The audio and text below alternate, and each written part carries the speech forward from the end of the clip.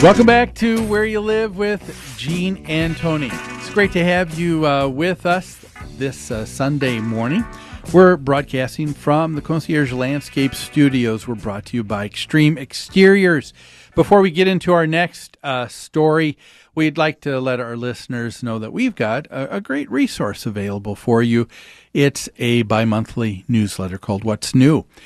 We cover a lot of topics in further detail in the newsletter than we can sometimes on radio. It's yours free for the asking. All you need to do is give us a call during the week at 952-922-2500. Ask for Courtney. She'll make sure that you start receiving that free subscription, and you can receive it electronically or sent through the mail. So it's your choice. That's right. That's a good deal. Over 18,000 people think so. We'd also like your comments, questions, ideas for future topics. So call our hotline and leave us a message at 952-224-2668. If you ask a question or bring up a topic, we'd be happy to address it on our next show. And that's a great point, Tony, because we have folks all the time that will give us different topics or a story that they want us to cover, and you can do that anytime because you're going to be leaving that on a voicemail. That's right. We will get that the next business day, and we will have it for the next show. When you wake up in the middle of the night and you have an idea, you have an idea, you're worried about your HOA, call 952-224-2668. So they don't even have to write it down. They can just call. That's right. That's right. That's right. Right then and there. That's right. Let's go with our next story here. And this is coming out of the Orlando Sentinel. We asked the question, are mortgage companies getting off too easy with their responsibility with this whole current foreclosure mess that we're in? Well, some people think so.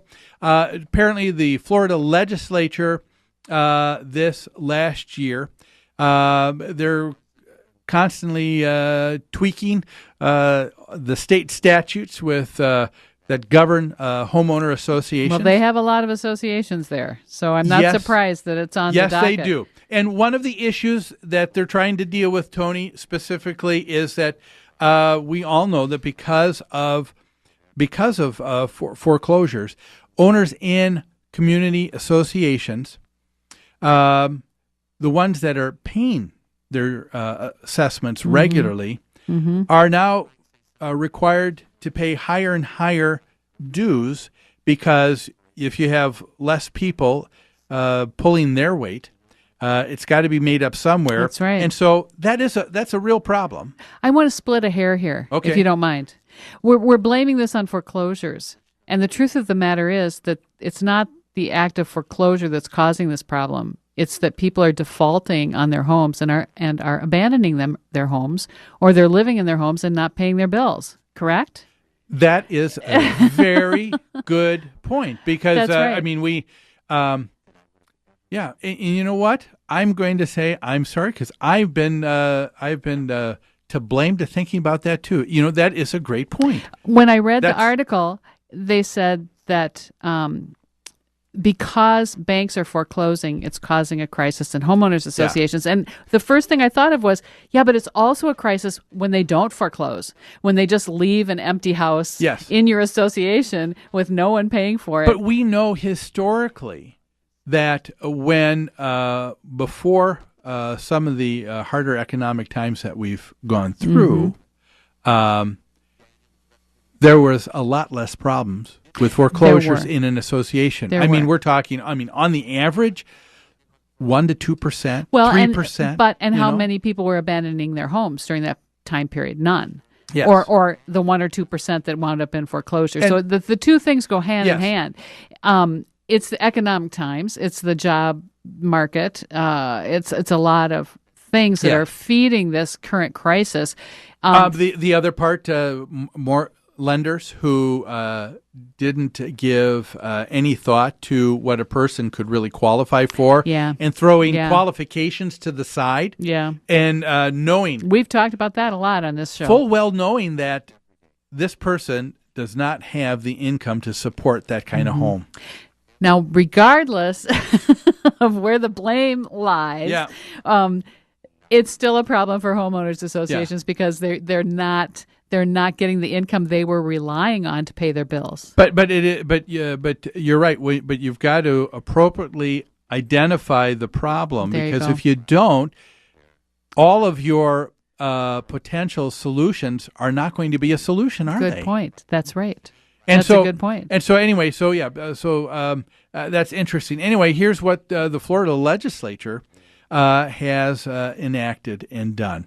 Up until 2010, the Florida legislature required that a bank for foreclosing on a home, that they were not, and they took title of the unit, they had to be responsible to pay the association for 6 months of unpaid assessments or 1% of the amount of their mortgage. All right. I think here in Minnesota, whichever is less. They had a choice. In Minnesota, it's once they take the title, they have to pay 6 months. Right? Yes, sheriff's sale. After the sheriff's sale is perfected, meaning the 6 month redemptive period is done, they're responsible going back to the date of the sheriff's sale, which is 6 months. Right. So they have to be responsible 6 months back. All right. So in Minnesota, basically, it's 6 months back. In Florida, it's probably 6 months back because of the same thing. Or they have the other option of 1% of the amount of the mortgage. Whichever is less. Okay. However, that changed, and the Florida legislature now requires for a bank to pay the lesser of 1% of 1 year of homeowner assessments, or 1% of the original amount of the mortgage. Let me correct you a minute.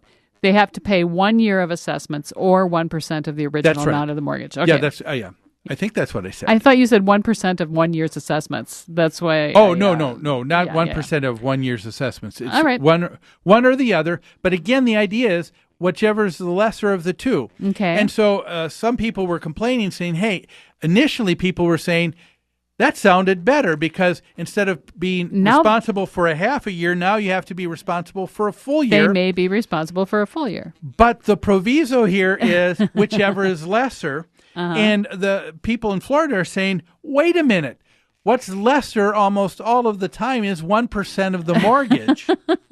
and so people are saying, what kind of a law is this? It didn't really improve it for anyone. They said someone said, hey, you might have changed the law to say that the banks had to pay the lesser of either 10 years of unpaid assessments or 1% of the mortgage amount, and it would have the same effect. The point made in the article that I loved was totally useless legislation was enacted by the Florida legislature, which we see all the time, don't we? Florida took action, passed new legislation that had absolutely no impact on the situation. Yeah, and we got to remember that. I mean, we here certainly like to razz and give our politicians and legislators a good old hard time here on Where You Live. But they have a job to do. I wish that they were working on things that needed to be done. Well, they have their job is to represent their constituents. So a constituent comes and says, "I think this is a problem." So they try to deal with something. This is emblematic of the situation that legislators are in. They have not a lot of time to address a huge number of issues that people are complaining to them about. So anything is going to be drafted quickly.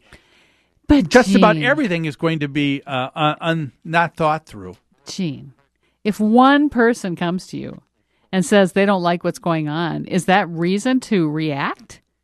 Yeah, and take what little time you have? Hey, I agree. And unfortunately, it seems to happen. Oh, I know, and and so for some homeowners in Florida to say, "Hey, we feel duped, hoodwinked," you said, manipulated. Mm-hmm. You know what? I could see where they would feel that, they've really been kind of taken for a ride. Yeah. He also mentioned that the legislation conflicts with Fannie Mae guidelines, which makes it just that much more confusing. Oh, yeah, and that is really fascinating to me, and something that I want us to take a lot more time on. But okay. I see that we need to take a break right now. Folks, when we come back, we're going to be further exploring this question. Are mortgage companies getting off too easy? In Florida, some folks say, yeah, they are, and legislators aren't even thinking about what they're writing. What do you think about this? Well, we're going to give you our opinion, but after these messages, we'll be back after this.